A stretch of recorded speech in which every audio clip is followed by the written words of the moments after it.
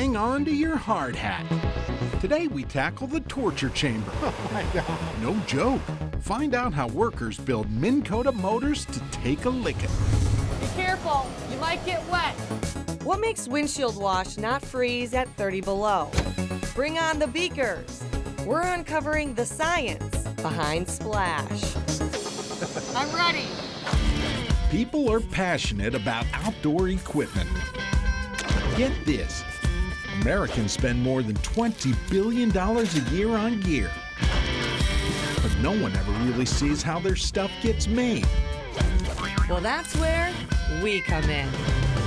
Each week, we throw open the factory doors and give you a behind-the-scenes look at how your favorite gear is made. Made for the outdoors.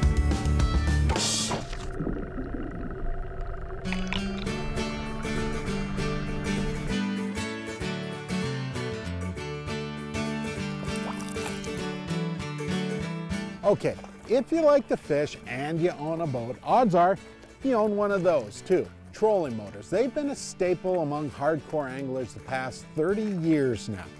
Today, we're talking about Minn Kota motors. Quite the story, and see how they get made for the outdoors. Mankato, Minnesota, home to Minn Kota.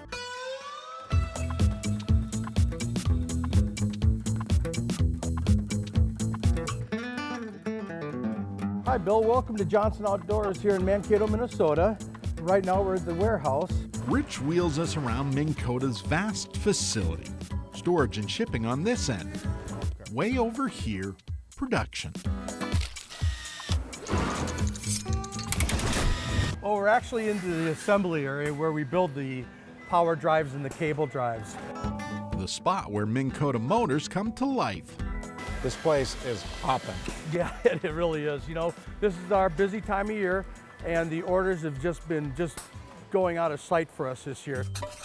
Several key components make up a Minn Kota trolling motor.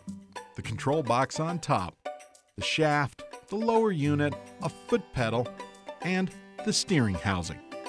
All right, so the whole process starts down here on the end with my new buddies, Trish and Leah. Hi, guys. Hi. You're doing a great job. They're working on the motors.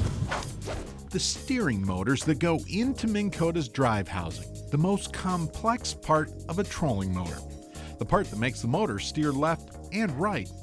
They attach the power cords and then passing them on up to Eric.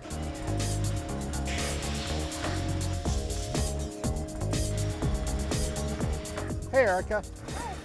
So your job is to take a lot of the different components of this thing and put them together. Like she's got the gears to put in, she's got the motor, the shaft pins, puts them all together and then pinches it so it stays in place.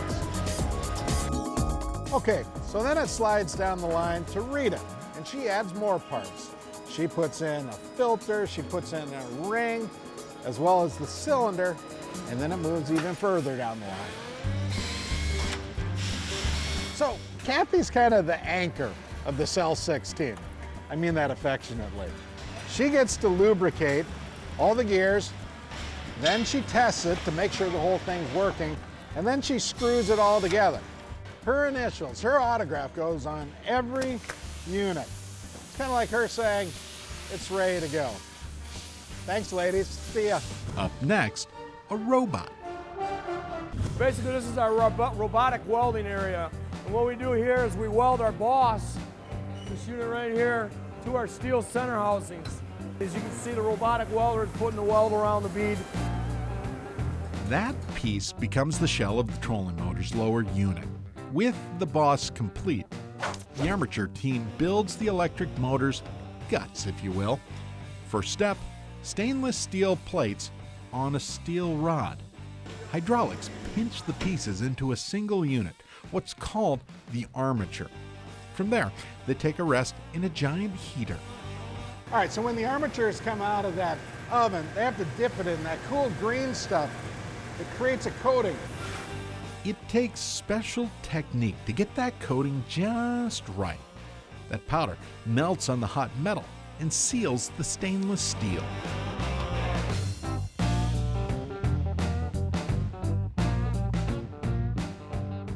So after the armatures come back upstairs, they go to a star, Marlene the Rapper. I've never actually met a rapper before. Oh, I'm sure you have. You're the first. So what's your job? Winding. Well, I say she's still a rapper. Marlene wraps copper wire around the armatures, and it happens quickly. I mean, it's fast. It's fast. It's very fast. With the armatures now complete, the team joins the pieces. So this is the really loud part of the operation. Those bodies, they go through this big washing machine to get all the oil off, and then these guys go to work. What they're doing is they're gluing the magnets on the inside of the body. So what you end up with, an armature that goes inside that body.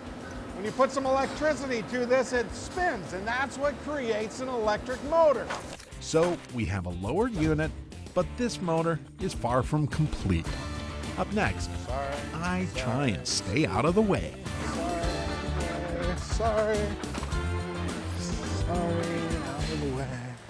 Made for the Outdoors is brought to you by Splash Products, Access Covers, Game Fair, and Coates RV and Ice Cabins.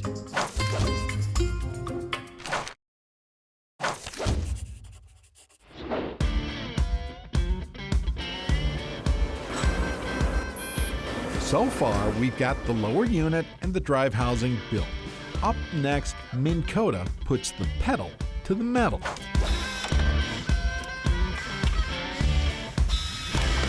Yeah, they need lots of pedals. If you're gonna build a trolling motor, you've gotta have some way to control it, right?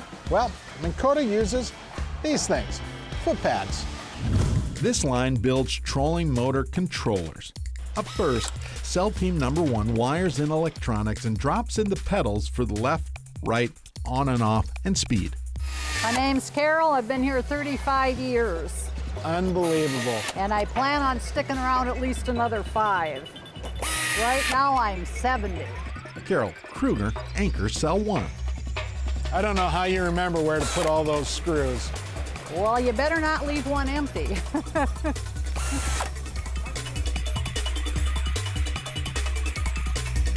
So now that all the components have been built, they all come together in one spot to become a trolling motor. It's right here, cell number 4. This is a spot I've been told, I know, I'm out of here, to stay out of the way.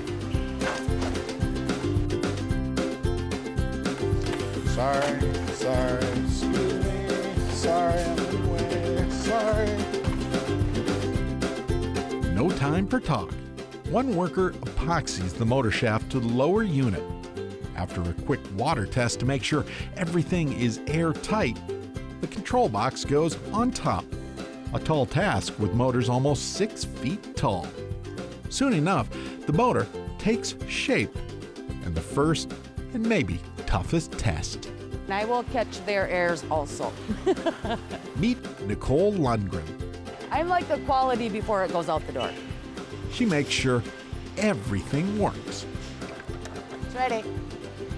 If not, I catch it, I call recon, the guys come pick it up, they go fix it, they bring it back to the line. And I retest them to make sure it's good to go out the door. only after Nicole's stamp of approval do Minn Kotas get their name. Like that, the Minn Kota process is complete. Or is it? I love this place. They'll just let me wander about anywhere. Nobody ever gets to go into these areas. QC, quality control. We're going in to see some crazy stuff caused by a guy here is kind of crazy, right? A little bit. Steve, I'm Bill. I'm Steve. Nice to meet you. You have a reputation. I do. I hope it's a good one. What are you doing here? Well, basically I break stuff. Or at least he tries. Steve Lewis runs Minn Kota Motors through his ringer.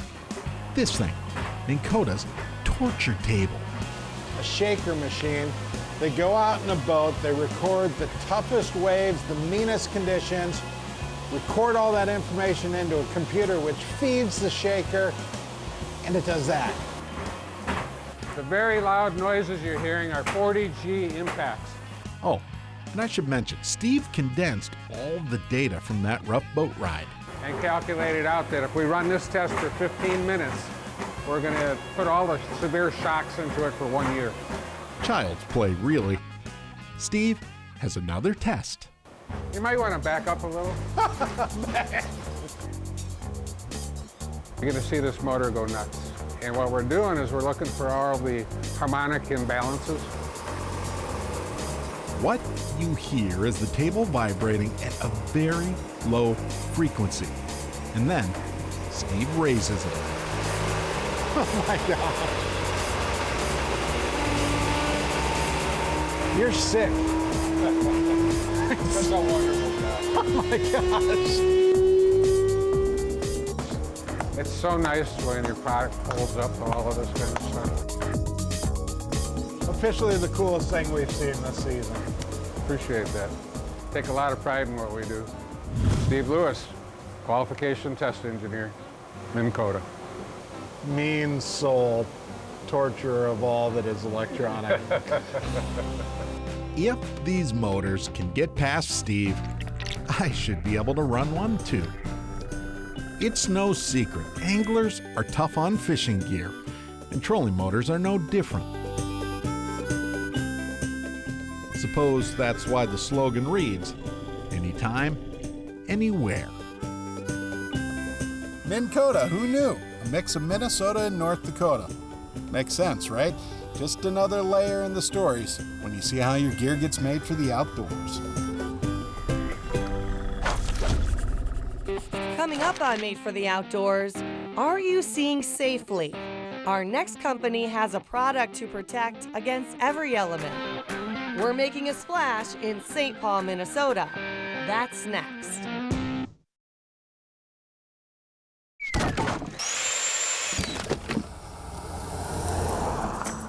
Welcome back to Made for the Outdoors. So taking the back roads is always more fun. Yes, your vehicle's likely to get a little dirty with maybe bugs, dust, or a little mud, but that's what windshield wash is for. Splash, splash, splash, apply a little splash. Splash Windshield Wash is celebrating 20 years as a brand. Little splash. But Blue Water itself is a lot older than that. The first windshield cleaning unit dates back to 1936.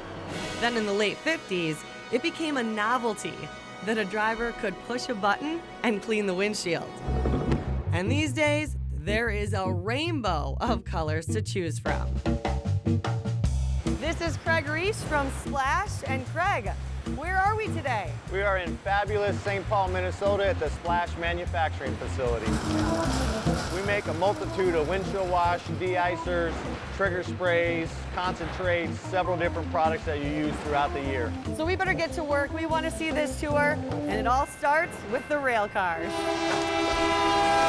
So the first step of the process is all the raw materials have to arrive via train. These rail cars behind me are filled with the methanol and also millions of these plastic little pellets that end up transforming into the plastic bottle.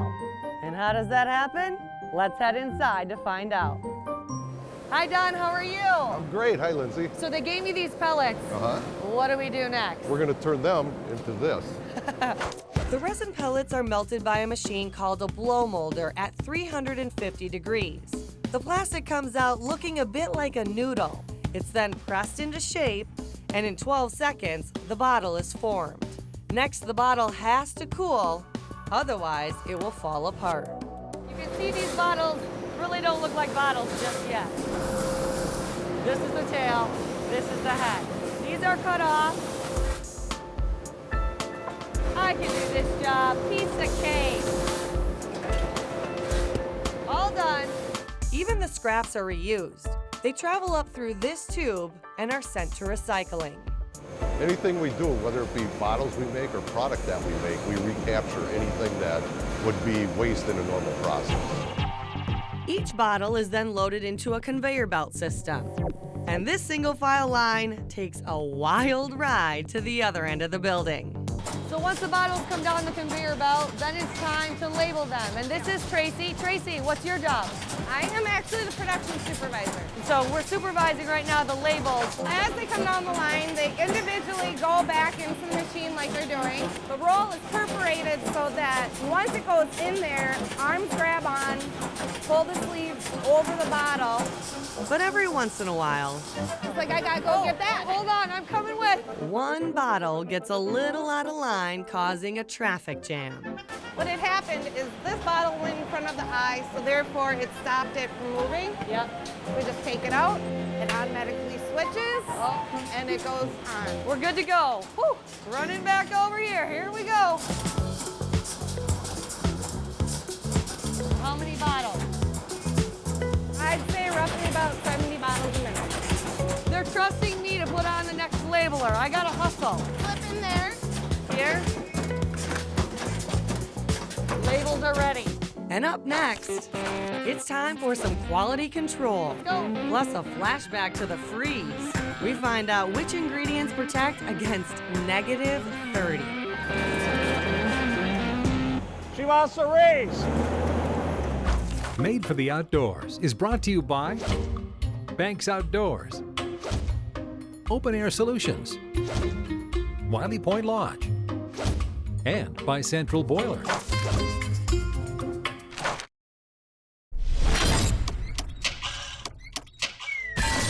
Welcome back to Made for the Outdoors.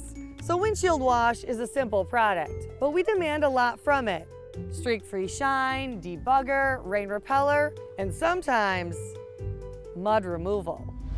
So when you think windshield wash, you often think blue, but that is far from the case. There is a rainbow of colors, and here to tell us more about the difference between these is Amber. First, we have de-icer, your product for winter. Protects to a -30, helps against ice and frost. Then you have an all-season product. You can use it in the winter, you can use it in the summer. And then in the summer, you have a +32. Now this is summer use only. It has our special ingredient, our rain repeller in it. The main ingredients in Splash are water, methanol, and dye.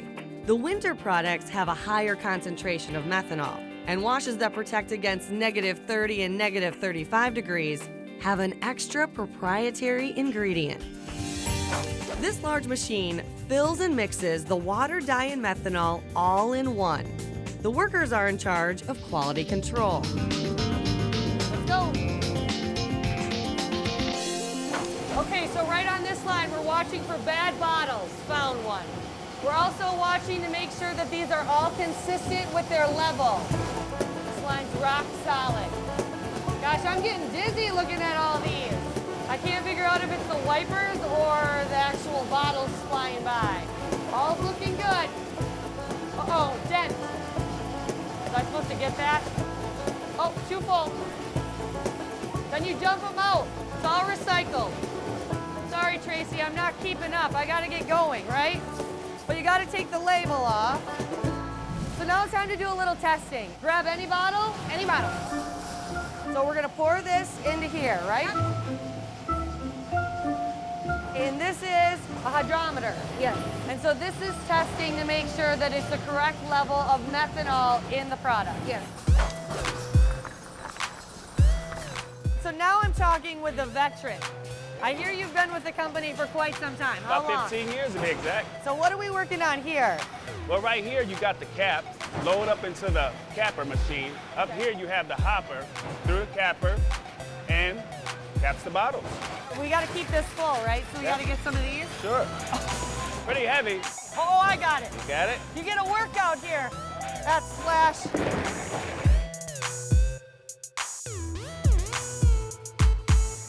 Whew. We're done. We came to the end of the line. So it's now time to box it up.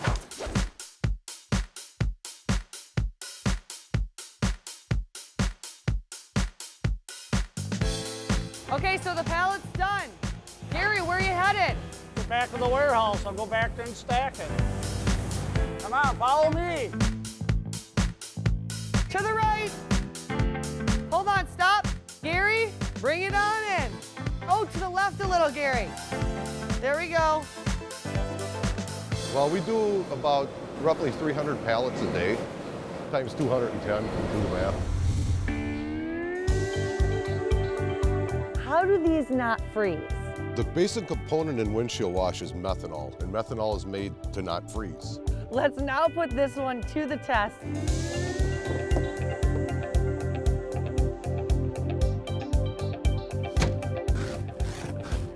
Well, there's still ice on here. We have a little bit of ice that's still left on the windshield. It worked. It did its job. Bottom line, 2 words. I can see safely. See safely on the road when you apply a little splash. She wants to race. So when I got here, Gary greeted me first of all with the horn honk. Let's hear it.